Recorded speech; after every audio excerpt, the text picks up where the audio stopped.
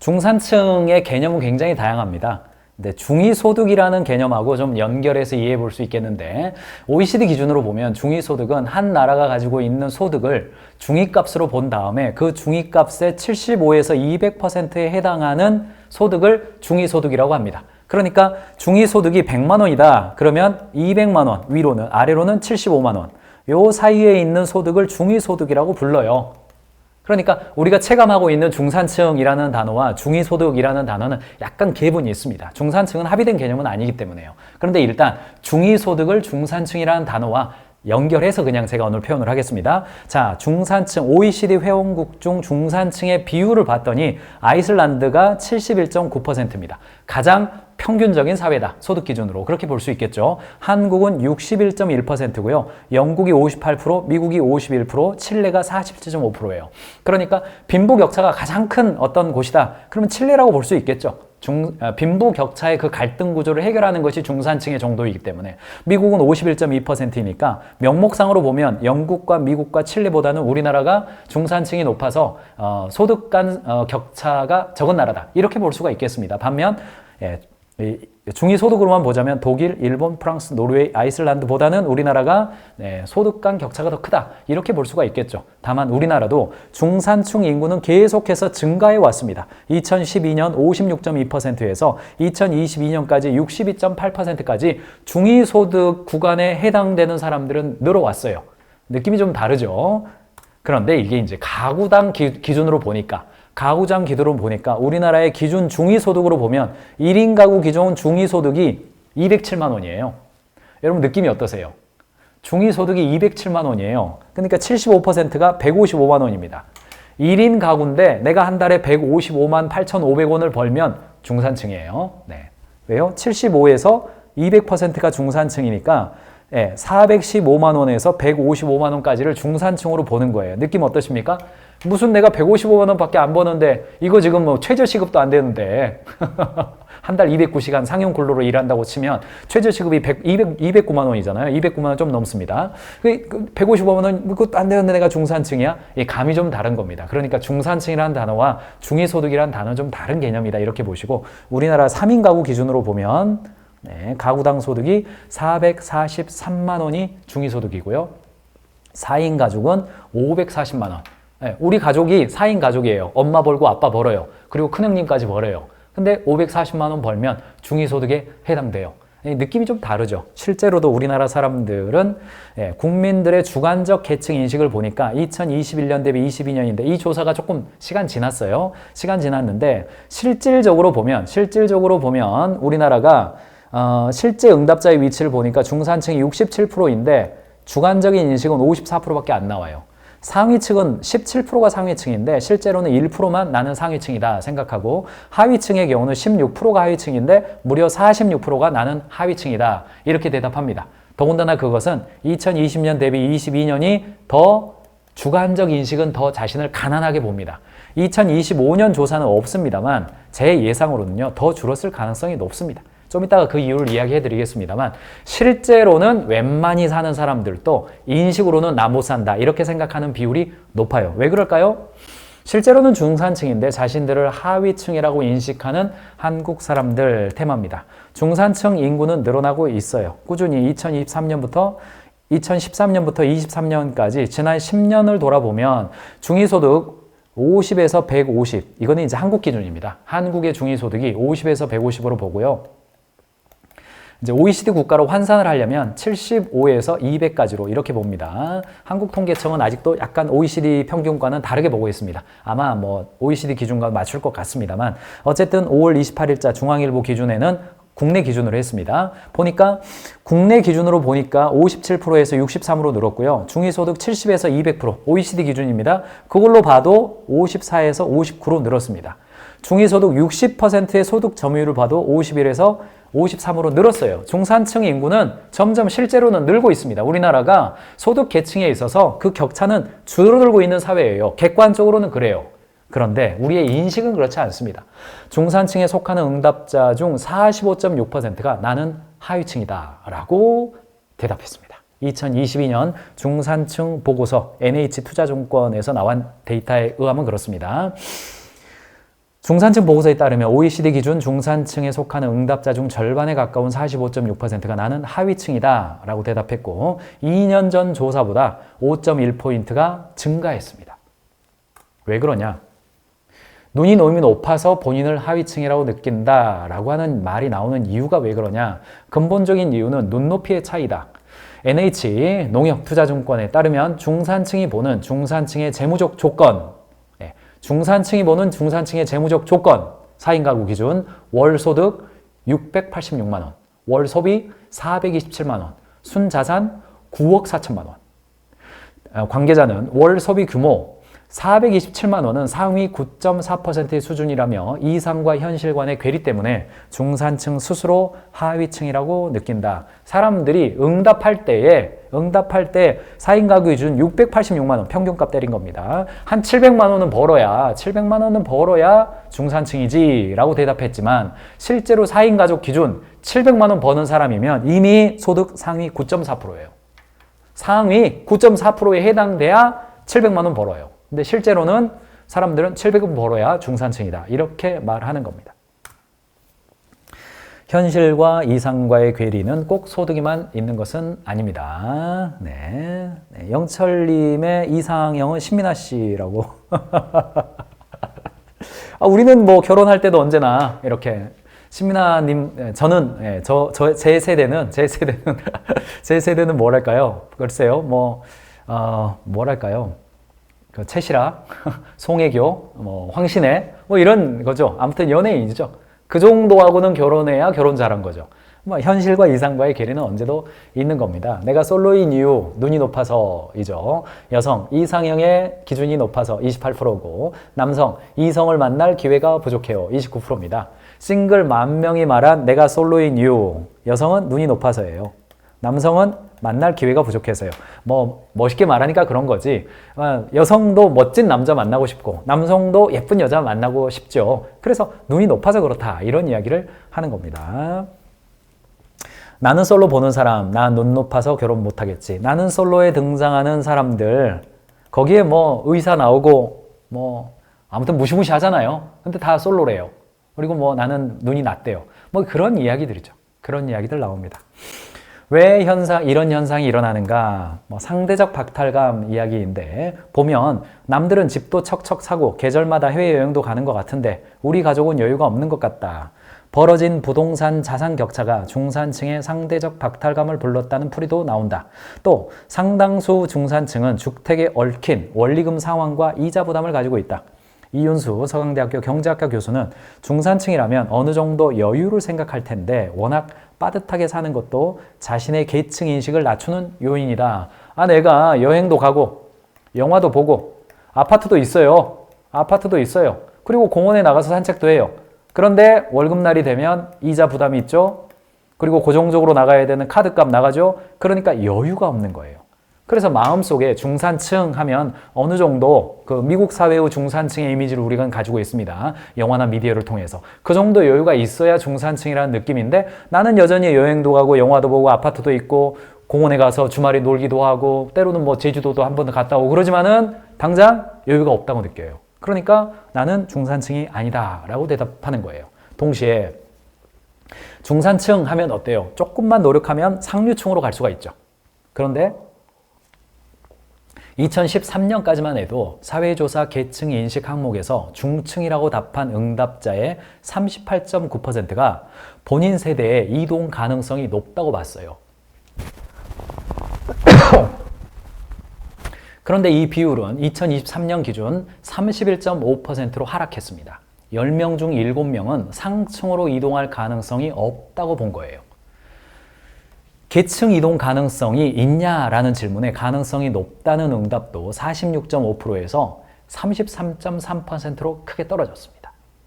KDI에서 한국의 중산층은 누구인가 라는 보고서를 냈는데 중산층은 크게 상위층에 속하지만 본인을 중산층으로 여기는 심리적 비상층, 소득 수준과 본인의 인식이 동일한 핵심 중산층, 중산층에 속하지만 본인은 하위층으로 보는 취약 중산층으로 분석하고 있는 거예요. 무슨 말인지 감이 오시죠? 실제적으로는 상위이지만 심리적으로는 중산층으로 보는 사람, 그리고 실질 중산층, 중산층이지만 자기를 하위로 보는 사람들, 세 가지로 아예 구별해서 보는 겁니다. 왜요? 소비의 형태가 거기에 따라 달라지니까. 저소득층이 받는 혜택은 받지 못하면서 주거, 고용 불안에 노출된 취약 중산층의 부담을 줄이는 데 초점을 맞춰야 된다는 게 KDI의 지적이다. 다시 하위층으로 전락할 잠재적 위험성이 있다라는 겁니다. 사람들은 실질 소득상으로는 중산층이지만 하위층으로 인식하고 있는 이 사람들이 하위층이 내려가지 않도록 국가는 조율해야 된다라는 보고서가 KDI에서 국가개발원이잖아요. 나오고 있는 겁니다. 중산층의 세 부담은 같은 기간 소비자 물가 상승률보다 4배 이상 빠른 속도로 늘었다. 중산층들의 세금 부담이 증가했어요. 부쩍 늘어난 연간 세 부담이 2014년에는 중산층 기준으로 487만 원인데 2023년에는 888만 원이에요. 2배 가까이 늘었습니다. 중산층이 세금을 내는 비율이 늘었어요. 자, 배당과 이자에 매기는 금융소득세가 13만 원에서 43만 원으로 232% 올라 상승률이 가장 높았다. 지난해 국내 증시에 투자한 개인이 1,410만 명에 달할 정도로 주식 투자가 일반화하면서 세액 부담도 덩달아 늘었다. 근로소득세 부담액 역시 105만 원에서 230만 원으로 119% 증가해서 상승폭이 컸다. 변화한 중산층 환경을 반영하지 못하는 근로소득세와 금융소득세가 개편 1순위다. 현행 근로소득 과세 표준은 8단계 구조로 6%에서 45%의 세율이 매겨진다. 그러니까 월급 한 400만 원 받는 사람이죠. 중산층 구간이죠. 400만 원 받았을 때 세금을 내는 비율이 늘어났다는 거예요. 여러분들 뭐 세금 한 10% 낸다 그러지만은 그렇지 않습니다. 360만 원에서 그 이상이 되면요. 세금이 한 20% 구간으로 늘어납니다. 그러니까 중산층은 실제로는 나는 서민층이라고 생각해요. 하위층이라고 생각하는데 세금 내는 거 볼 때는 내가 10% 이상 내고 있는 거예요. 이런 사람들이 물가 상승률도 높죠. 세금도 늘어나죠. 그러니까 나는 하위층이라고 생각하고 허리띠를 졸라매버리는 겁니다. 소비 여력이 줄어들었다고 스스로 생각하는 거예요. 이게 이제 경제에 악영향을 미친다는 이야기입니다. 돈이 돌아가는데 장애물이 돼요. 게다가 이제 하우스푸어 이야기가 나오죠. 직장인들 82.4%가 하우스푸어, 렌트푸어예요. 집이 없었던 중산층 직장인이 시가 5억에서 6억 상당의 집값의 절반 혹은 그 이상을 대출 끼고 구입한 후에 대출금과 그 이자를 갚느라고 가처분 소득이 급격히 줄어들고 생활고를 겪고 있는 경우이죠. 여기에 집값 폭락까지 겪으면서 설상가상 보통 과도한 대출을 끼고 집을 살 때는 집값이 계속 오를 것이라는 기대가 있었죠. 그리고 저도 집이 있습니다. 서울에 집이 있어요. 그런데 뭐 한 절반 이상은 은행 거죠. 은행 겁니다. 아파트를 사면서 은행 대출 통상 한 70%까지 받고 월세 내느니 은행 이자 내면서 내 거 아파트 그거 내가 사는 거 그렇죠. 왜요? 집값이 계속 올라갈 것으로 기대하니까. 근데 그렇지 않죠. 지금은 그렇지 않기 때문에 내가 월세 한 달에 100만 원 내는 사람이나 내가 집을 가지고 있으면서 은행에 이자 한 달에 100만 원 내는 사람이나 다 뭐예요? 하우스푸어이든지 렌트푸어든지 둘 중에 하나인 거예요. 직장인 82.4%가 오르고 있습니다. 그러니까 가처분 소득이 확 줄어들어 있는 겁니다. 게다가 청년들 첫 취업하기까지 역대 최장 기간 소요가 들고 있습니다. 청년들 대학을 졸업한 다음에 2020년 기준으로 해서 첫 취업까지 평균 소요 기간이 10개월인데 2024년에 11.5개월. 게다가 여기에는 졸업 유예를 넣지 않았어요. 지금 대학생들 4년 코스를 다 마친 다음에 졸업하지 않고 졸업 유예를 선언하고 아직 대학생 신분을 유지하면서 대학에서 하는 취업 서비스도 받고 대학에 도서관도 들어가고 그러면서 학생 신분을 유지하죠. 그거는 여기에 반영도 안 됐습니다. 그런데 취준생 기간이라고 하는 게 늘어나 있습니다. 올해 전체 청년층 15세에서 29세 인구는 817만 명으로 전년 대비 24만 3천 명이 감소했어요. 청년의 경제활동 참가율은 50.3%로 1년 사이에 0.2포인트 줄었고 경제활동 참가율은 전체 청년 계층 취업자와 실업자를 합한 경제활동 인구인데 청년 취업자 383만 명은 1년 전보다 17만 3천 명 줄어든 반면 실업자는 27만 6천 명으로 1년 전보다 2만 8천 명 줄었습니다. 2만 8천 명 늘었습니다. 고용률도 46.9%로 하락했습니다. 게다가 경제활동에 참가하지 않는 그냥 쉬었음 인구가 50만 명입니다. 지금. 경제활동, 그러니까 구직활동을 하지 않는 인구는 경제활동에서 제외하는데 그 인구가 50만 명이에요. 그러니까 소득이 나올 수가 없는 거죠. 그리고 그 부모님은 캥거루족들 먹여 살려야 되죠. 그러니까 점점 실제로 소득이 있다 하더라도 가처분 소득은 줄어드는 겁니다. 여윳돈이 없어지는 거죠. 개인회생 신청한 청년 증가도 무시무시합니다. 첫 대출 발생 원인이 뭔가 투자성 대출이 아니에요. 생활비입니다. 이게 밑빠진 독에 물 붓기가 생활비 아닙니까? 69.9%입니다. 개인회생 신청 청년 채무설무조사를 보니까 생활비 때문에 첫 대출을 발생하는 사람들이 개인회생까지 가고 있는 겁니다. 총 채무 현황을 보니까 4천만에서 6천만 원 정도가 회생 신청한 청년들 대상으로 본 겁니다. 425명, 30.9%가 되는 겁니다. 그러다 보니까 지금 청년 세대들은 어떻게 해서든지 간에 이게 밑가진 독에 물붓기 같은 상황을 개선해 보려고 노력을 하는 거죠. 내 집 마련 가능합니까? 이게 뭐 30년 벌어야 가능한 이야기 나오고 있는 거죠. 자, 러닝 크루가 아니에요. 지금은 임장 크루예요. 임장이 뭔지 아시죠? 예, 부동산 직접 가가지고 가서 보고 설명 듣고 뭐 그러는 거예요. 그러니까 뭐 부동산 쪽에서는 그거 임장비 받겠다. 이런 이야기가 나오는 겁니다. 왜요? 러닝 크루 달리는 거 말고 나는 임장 크루 가겠다. 나는 그거 뭐 내 집 마련하거나 경매 받거나 막 이런 거 하겠다. 2030 임장 크루. 이거 뭐 유행으로 날리는 겁니다. 게다가 뭐예요? 가상화폐까지 가는 거예요, 이제는. 이대로 직장 생활만 해서는 내 인생 미래가 없다. 이렇게 하는 겁니다. 국내 가상화폐 신규 가입자 중에서 2030 비율을 봤더니 2021년 1분기 기준인데 32.7%가 20대고요. 30.8%가 30대입니다. 이게 뭐 다른 대안이 없으니까 새로운 부를 찾아서 나서는 겁니다. 뭐 이런 게 이제 피라미드 무시무시한 거니까 이런 거 자꾸 나오는 건 뭐 별로 좋지 않습니다만 1티어가 이제 자가소유이죠. 부모의 지원을 받아서 자가소유하고 뭐 청년 시기를 하고 결혼도 하고 이러는 거죠. 2티어가 캥거루족입니다. 부모가 어느 정도 뭐 지원해 주니까 뭐 공시를 하든 뭐 공기업 준비를 하든 뭐 공무원 시험 준비를 하든 대학원 다니든 뭐 그러는 거예요. 2티어예요. 근데 3티어 스스로 벌며 자취하는 것이죠.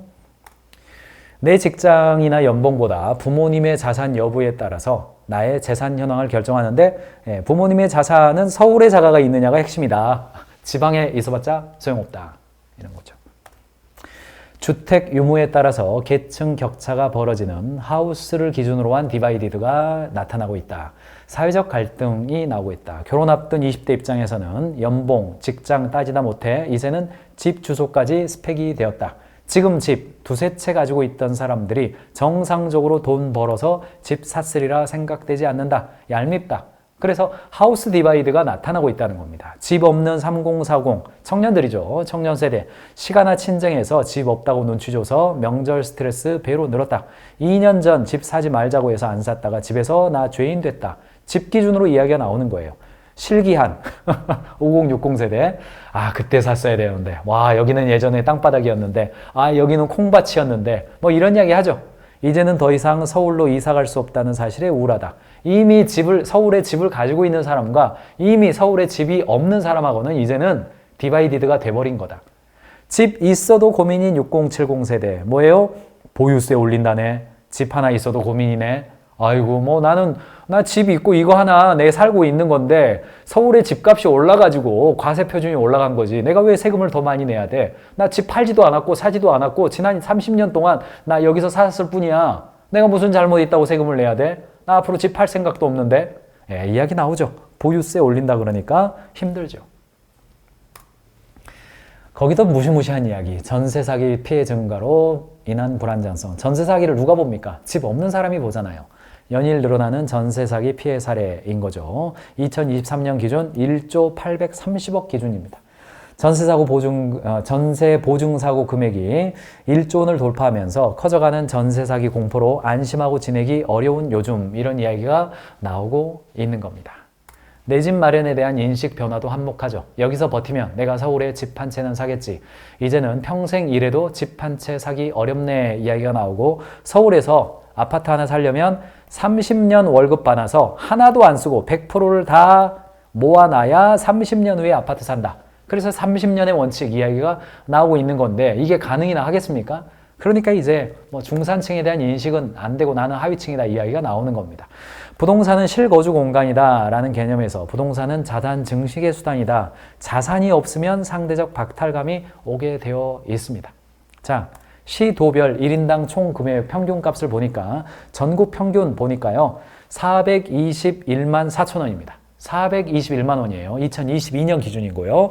울산이 가장 높습니다. 470만 원이고 서울이 460만 원이고 경기도가 420만 원입니다. 이게 근로자 1인당 급여액이에요. 평균값이에요. 30년 일한 전문가나 방금 들어온 신입사원이나 그냥 1인당 총급여 때린 겁니다. 평균급여예요. 중위급여는 더 떨어집니다. 그런데 소득 대비 아파트 가격 서울 기준으로요. 22.5배예요.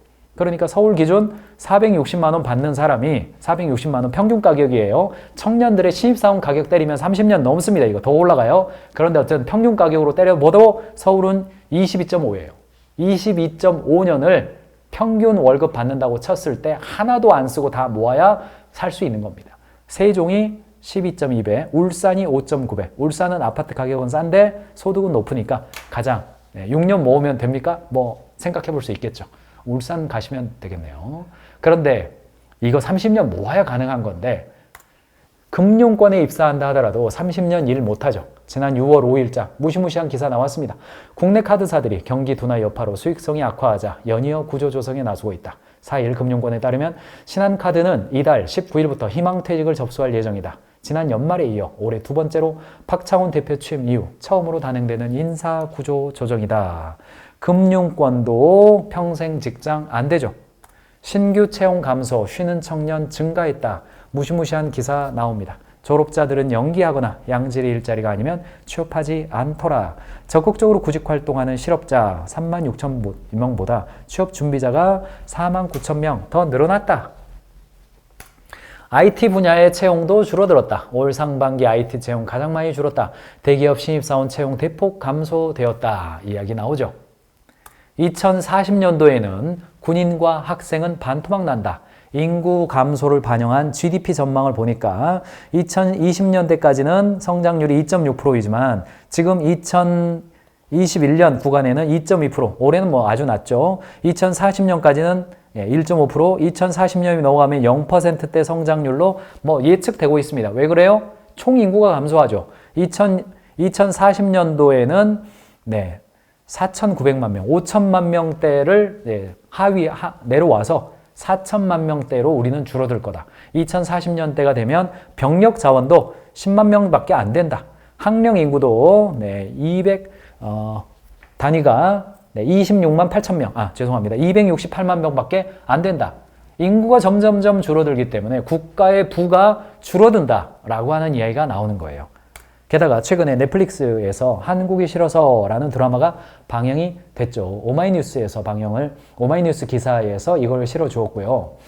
영화계에서는 우리 청년들의 자화상을 그리는 다양한 인물들을 보여주는데 수년간 고시 준비에 매달리다가 세상을 떠난 친구 경인, 어렵사리 기자가 되었지만 행복하지 않은 전 남자친구 지겸이, 인디 음악계에서 자신만의 꿈을 쫓는 개나의 동생과 그의 남자친구까지 각자의 자리에서 치열하게 살아가지만 그들의 얼굴에는 그늘이 드리워져 있다. 그러던 중 5월 호주 여행에서 만난 한인 청년들과 나눈 이야기가 나와서 왜 한국은 굉장히 그렇게 힘들게 사냐? 이 이야기죠. 여기는 내가 나로 존재할 수 있는 곳이에요. 한국에서는 내가 나답게 사는 게 이상하게 여겨지는 문제로 보이지만 여기서는 그냥 나 자체로 인정받아요. 라는 호주 어떤 한 청년의 이야기를 듣고 한국이 싫어서 떠나서 해외여행을 다니는 이야기가 나오고 있죠. 그러나 막상 해외를 가면 거기에 행복이 또 있습니까? 해외로 나가서 사는 사람들의 이야기가 다시 들려오고 있죠. 한국이 제일 좋다. 이런 이야기가 나오는 거죠. 어디에도 만족이 안 돼요. 1960년도에 우리 인구는 2,500만 명이었습니다. 2025년 현재 우리의 현재 인구는 5,684만 564명입니다. 오늘 아침에 캡처해서 가져왔습니다. 중위 연령이 46세입니다. 46.7세고요. 이거 거의 1년에 1세씩 올라가고 있습니다. 우리 거의 1년에 1세예요. 그러니까 우리나라 중위 연령이 50세가 되는 해는 2028년 정도가 되면 우리나라의 중위 연령은 50세가 될 전망입니다. 나이 50이면 제가 중간입니다. 이렇게 하셔야 됩니다. 이제 자, 2072년에 우리나라 인구는 확정이에요. 거의 확정입니다.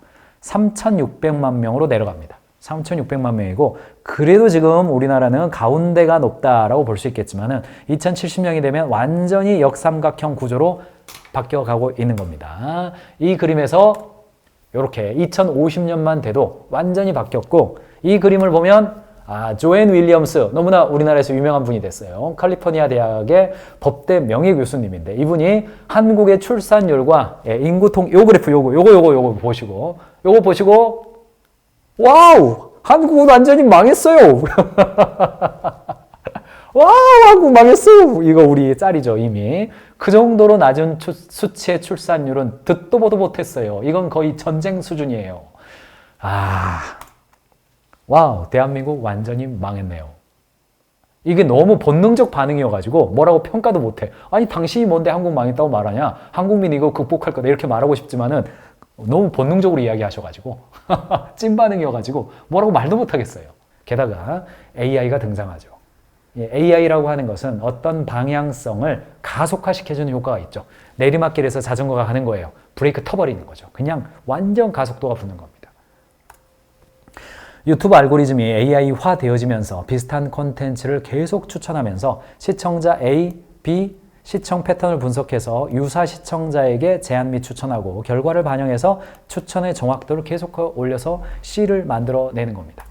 최근에 유퀴즈에서 한 종교인이 나와서 알고리즘에 따라서 비슷한 것만 계속 나오니까 자기 세계에 갇히는 거예요. 노인과 젊은 세대도 각자 세대 것만 보니까 자기 세계에 갇혀가지고 그 안에서만 머무르고 있는 겁니다. SNS가 문제가 있는 겁니다. 초개인화 맞춤 시대가 되었죠. 당신은 옳다. 당신의 욕구도 옳고, 당신이 보고 있는 것도 옳고, 당신의 생각도 옳고, 당신이 가지고 있는 이념도 옳고, 당신의 혐오도 옳으며, 당신의 추앙도 옳고, 혐오도 다 옳다라고 자꾸 이야기해 주는 거예요. 나에게 맞춰서 해주는 겁니다. 그러니까 나랑 다른 것을 보면 상대적 박탈감을 느끼든지 상대적 우월감을 느끼든지 둘 중에 하나인 거예요. 왜 SNS가 이렇게 되냐? 그게 돈이 되거든요. 구글이 전체 매출의 81%가 광고 수익입니다. 메타의 전체 매출의 97%가 광고 수익입니다.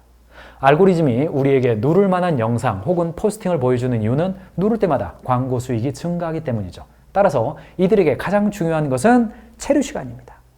체류 시간입니다. 앱, 서비스에 머무는 시간이 적합한 광고를 보는 가능성이 높고 수익을 증가시켜 주기 때문에 이게 뭐 윤리적으로 어떻다, 사회가 건강하는데 어떻다, 중산층이 활발하게 자신이 경제적 활동을 하는데 옳다, 그러다, 이 정보가 옳다, 그러다와 상관없이 오래 머무르게 하는 것이 목적이기 때문에 오래 머무르게 하는 콘텐츠를 계속 보여주는 거죠. 그러니까 심리적 편향 현상, 하향 편향, 이념적 치중 이런 게 다 나타나는 거예요. 2022년부터 성별로 엇갈리는 어떤 표의 방향성도 있었습니다. 왜 그래요? 확증 편향이죠. 자신이 이미 가진 믿음이나 가설을 확인하려는 경향이 있습니다. 확증 편향이기 때문에 내가 보는 것만 보는 거예요. 사회에 나타난 여러 현상 중에서 내가 확신하는 것만 계속 보고 있기 때문에 다른 파트로 안 가게 돼요. 그러니까 이 계층 간의 갈등이라고 하는 게 계급성이 강화되어지고 나와 비슷한 사람들과 함께 있으려고 하니까 그렇지 않은 사람들에 대해서는 배척하거나 상대적 박탈감, 우월감을 느끼게 되는 겁니다. 실제로도 주간조선의 데이터를 보니까 유튜브를 시청한 A씨의 첫 화면 봤더니 보수 유튜브를 시청한 A씨의 첫 화면 변화를 보니까요. 자, 파란색이 진보 콘텐츠, 빨간색이 보수 콘텐츠, 회색이 상관없음이에요. 자, 진보 콘텐츠. 보수 유튜브를 시청한 A씨예요. 그러니까 2일차 때 보수 콘텐츠를 7개를 받고 진보 콘텐츠를 2개 봤어요. 3일차가 되니까 보수께 다 추천되는 겁니다. 4일차, 5일차, 14일차까지 가니까 더 이상 진보 콘텐츠는 안 뜨고 보수 콘텐츠만 다 뜨는 거예요. 좋아하는 것만 뜨니까.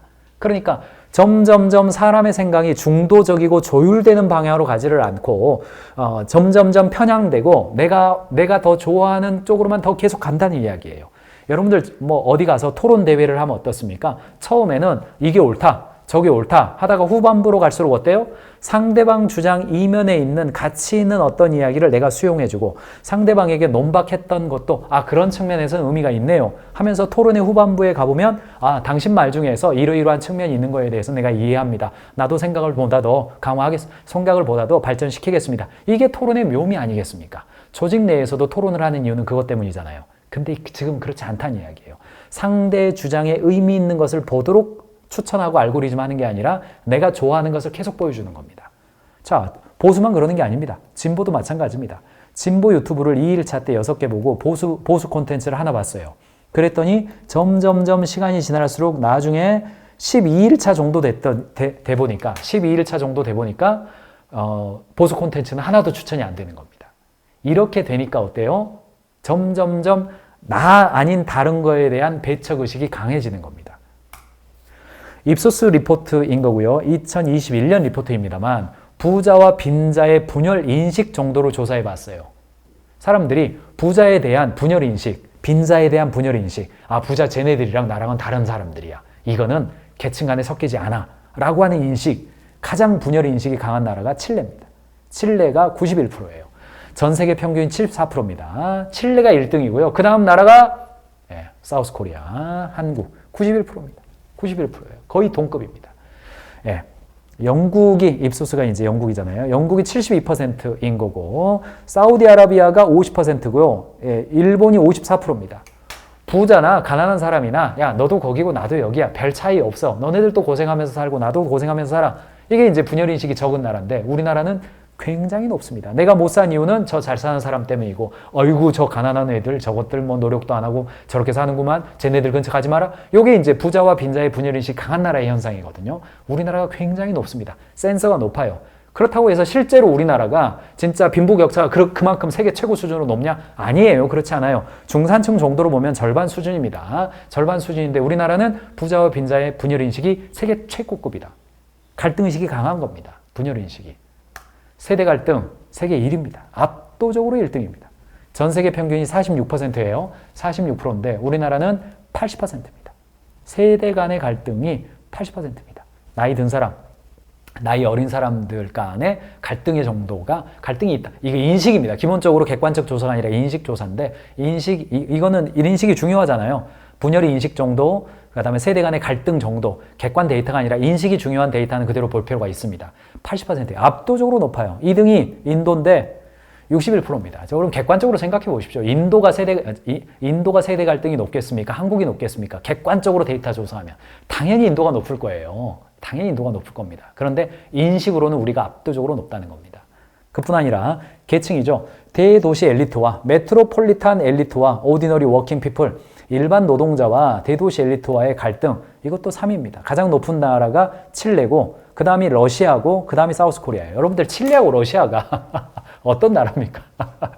러시아는 저기 상트페테르부르크 이 모스크바 쪽에 이 동부하고 중부의 시베리아 벌판하고 그 다음에 서부 약간 극동 쪽에 있는 블라디보스톡이나 양쪽으로 구별되어 있잖아요. 그리고 가운데에는 대부분은 농업 아닙니까? 그리고 벌목 산림업이잖아요. 관광업이고. 그쪽 칠레는 또 어떤 나라입니까? 위쪽에서 아래쪽까지 길쭉한 나라예요. 저기 남부에 있는 파타고니아, 우리가 알고 있는 그 파타고니아하고 저 위쪽으로 올라가 보면 어때요? 중남미, 북남미까지 걸쳐 있고 대부분은 가운데에 살고 있잖아요. 다 농업 국가예요.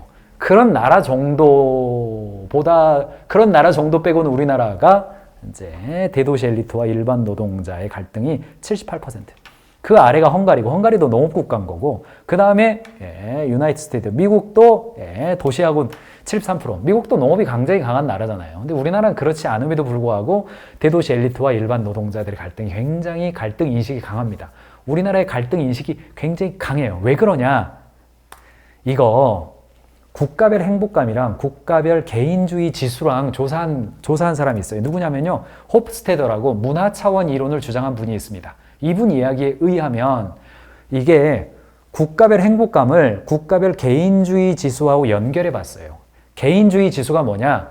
개인이 판단을 할 때 개인이 독자적으로 판단하느냐, 집단 속에서 나를 판단하고 인식하느냐, 그 정도예요. 한국은 개인주의 지수가 굉장히 낮아요. 한국이 여기 있습니다. 4예요. 상대적 서열인데 미국을 10으로 봤을 때 개인주의 지수는 한국이 4밖에 안 됩니다. 개인주의 지수가 더 낮은 나라는 중국과 일본 정도가 있어요. 한국 낮습니다. 그런데 국가별 행복감을 봤더니 낮습니다. 이게. 한국, 일본, 중국. 행복감 지수가 낮아요. 개인주의 지수가 굉장히 높은 나라들, 미국, 호주 이런 나라들 행복감도 높게 나옵니다. 그리고 핀란드, 프랑스, 칠레, 이탈리아 대부분 행복감 높게 나와요. 그러니까 호프스테드 이론에 따르면 국가가 잘 살고 못 살고 굉장히 중요하긴 하지만 개인이 느끼고 있는 개인주의 지수가 높을수록 그 국가에 사는 국민들이 행복할 가능성이 높다라는 것을 밝혀준 굉장히 유명한 연구입니다. 호프스테드 지수에 따르면 빨간 나라들이 개인주의 지수가 높은 나라들이에요. 어딥니까? 주로 영미권에 있는 나라고 북유럽과 서유럽에 있는 나라들이에요. 그리고 집단성이 강한 나라들, 공산주의 국가, 여기랑 여기 이쪽 있죠. 초록색, 노란색, 이쪽이 집단성이 강한 나라입니다. 호프스테더의 문화 차원 이론에 따르면 이것이 집단주의와 권력 거리가 굉장히 밀접한데 집단주의가 높을수록 권력에 대한 거리도 굉장히 멀게 인식한다는 겁니다. 멀게 인식해요. 예를 들어서 이런 데들 있죠. 과테말라, 온두라스, 파나마, 방글라데시, 말레이시아 이런 나라들 있죠. 이런 나라들이 집단주의도 높고 권력에 대한 그 상대적 박탈감, 권력을 가진 사람들을 멀리 인식하는 그 정도. 조직 내에서는 사장님은 먼 사람이에요. 그 정도를 권력거리와 집단주의가 연결되어 있더라. 개인을 인식할 때 집단 속에서 개인을 인식하는 사람이 권력을 바라볼 때에도 지나치게 멀리 바라보더라. 이 연구가 홉스테더의 연구예요. 한국은 어디에 있냐면 여기에 있습니다. 여기에 있어요. 집단주의가 중상위층이고 권력에 대한 거리는 한 중간 정도 나옵니다. 중간 정도 나와요. 조금 보기 좋게 말씀드리면 큰 권력거리의 집단주의가 과테말라, 파나마 이런 나라들, 에콰도르, 베네수엘라 이런 나라들 뭐 말만 들어도 어떤 나라인지 좀 감이 좀 오시잖아요. 우리나라는 그런 나라보다 살짝 아래쪽에 그룹핑이 되어 있습니다. 우리나라는 큰 권력거리에 집단주의가 있는 나라다. 호프스테더에 따르면 그렇게 되어 있습니다.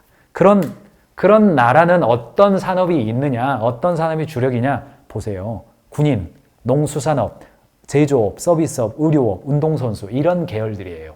그러니까 우리나라가 여전히 대한민국 사회가 혁신기업, 공학자, 건축가, 예술가, 과학자 권력거리도 낮고 개인주의가 강하죠. 강한 이쪽 계열들, 혁신기업들, 아주 그 고부가가치 기업들 이런 쪽으로 가기에는 아직 거리가 멀었다라고 하는 게 호프스테더의 문화 차원 이론에 따르면 그렇게 되는 겁니다. 어때요? 우리나라가 권력거리도 높고 집단주의가 여전히 강하단 말이죠. 개인을 인식하지 않아요. 개인주의자네? 이게 무슨 말이에요, 우리나라가? 개인주의자네? 이 말이 무슨 말이에요? 왜 집단행동 안 해? 왜 단체행동 안 해? 이 말이 여기에요, 일종의. 개인주의네? 여기에요. 그렇지 않습니다. 여기 보십시오. 우리가 부러워하는 덴마크, 뉴질랜드, 영국, 호주, 미국 이런 나라들 개인주의 지수가 굉장히 높아요. 우리나라는 여전히 집단주의 지수도 높고 거기에 따라서 권력을 바라보는 거리도 높아요. 그러니까 사장님의 문은 언제나 열려 있습니다. 내 방 문은 언제나 열려 있습니다. 질문하세요. 어떤 질문도 괜찮아요. 안 하죠. 감히 어떻게 사장님한테 질문해요. 게다가 더 심각한 것은 한국 사회의 고독감이 증가한 원인에 대한 설문조사를 했어요. 2023년 그 게르프를 제가 가져왔습니다만 생각해 보십시오. 한국 사회가 왜 고독감이 증가합니까? 물었더니 사람들의 62.1%가 개인주의가 심화되어서 고독하대요. 개인주의가 심화되어서 고독하대요. 62%가. 아니 우리나라가 너무나 개인주의가 안 돼 있어서 집단성이 강해가지고 행복도가 떨어진다는 연구가 해외에서 나오고 있는데 한국 사람은 여전히 뭐예요? 개인주의가 심화되어서 우리가 고독해? 이렇게 말하고 있는 거예요. 이렇게 아직도 시선이 다르다는 겁니다. 지금까지는 뭐 좀 현상에 대해서 말씀드렸습니다만 저 나름대로 저는 뭐 현상을 이야기하는 사람은 아니고 경영자가 어떻게 해야 되느냐 방향성을 잡아드리고 싶어서 말씀을 드렸습니다. 의미와 감사 이 두 단어에서 저는 대안이 있다고 생각합니다. 지금은 바야흐로 의미 자본주의 시대가 되었습니다. 과거에 토지와 노동을 가진 사람이 자본을 이끌었습니다. 그 다음에 지식을 가진 사람들이 자본을 이끌었죠. 그리고 디지털 지능을 가진 사람들이 자본을 이끄는 사회가 되었습니다. 디지털 지능이나 지식 자본은 승자 승의 원칙에 따라서 움직입니다. 가진 사람이 더 많이 가지게 되어 있어요. 왜요? 디지털 지능이라고 하는 것은 빅데이터를 기반으로 움직이기 때문에 지금 AI 시대에 있어서는요, 승자 독식 사회가 이루어집니다. 그렇다면 인간은 어떤 방향으로 이동하냐? 의미 자본 시대로 이동하게 되어 있습니다. 전부 다 애플, 마이크로소프트, 엔비디아가 또는 중국의 딥시크가 전 세계를 지배할 것처럼 이야기하지만 인간은 그런 방식으로 작동하지 않습니다.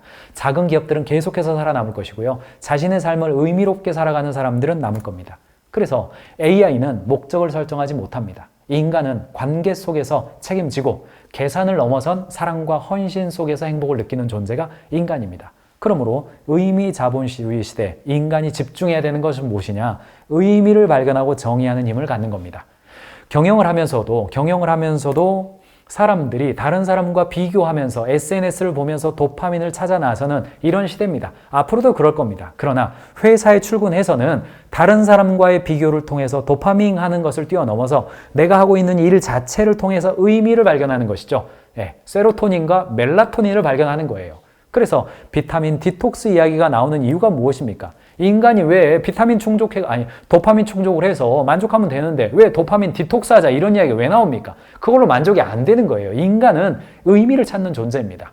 빅터 프랭클 박사가 죽음의 수용소에서라는 책에서 말한 것처럼 Man search for meaning이에요.